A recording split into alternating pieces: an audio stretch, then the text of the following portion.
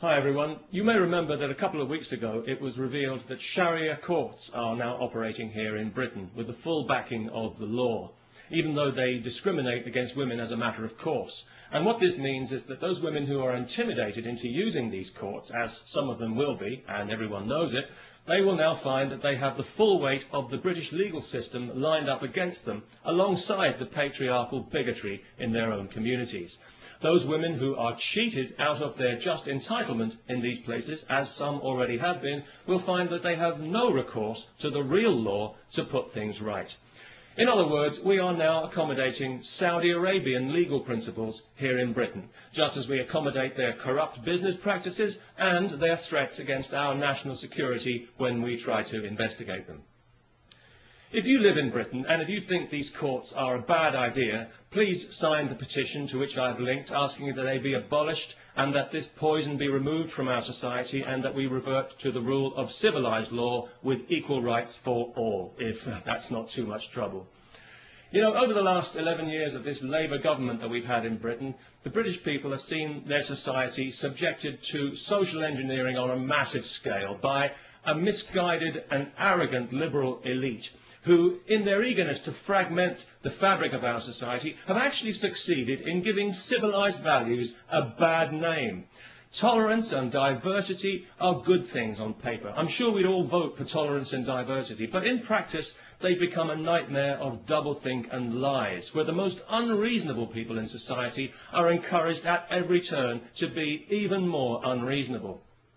A case in point, just this week, some idiot from Saudi Arabia is being allowed to sue a supermarket because he was required to handle alcohol as part of his job, despite being told this when he took the job, and despite the fact that thousands of Muslims in Britain handle alcohol every day when they sell it in their corner shops to people like me.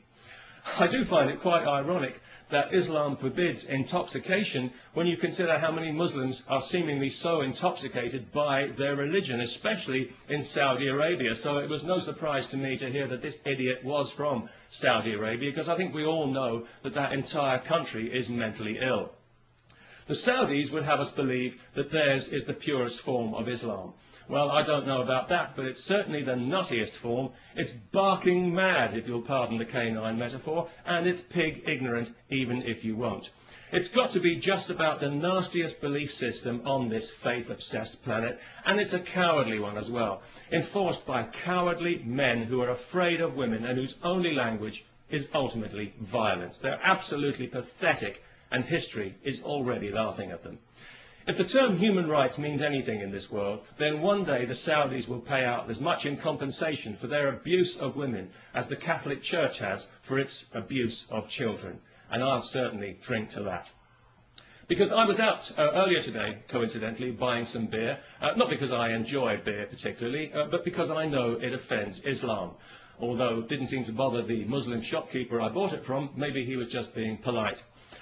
Anyway, as I was leaving the shop with my beer, two women happened to walk past wearing burqas. Nothing too unusual about that, not anymore, not in London anyway, and nobody really paid it much attention, apart from one small child who I overheard describing them to her mother as letterbox ladies, which I thought was actually quite inventive and rather charming. But of course it was also deeply offensive, so we had the child put to death. No, not really. But it was lucky that neither of the women actually heard the offensive and insulting remark, because obviously each of them had her head encased in a cloth sack. So that was good, because it meant that the police didn't have to be called, no human rights people needed to get involved, and nobody required any financial compensation for hurt feelings, which I thought made a very pleasant change indeed. And of course, as a result, we didn't have to listen to any propaganda sound bites from some Islamist Saudi shill at the Muslim Council of Britain. So all in all, it worked out for the best. And it just goes to show that these things don't always have to end in tears. Peace, especially to everyone who remembers to sign the petition.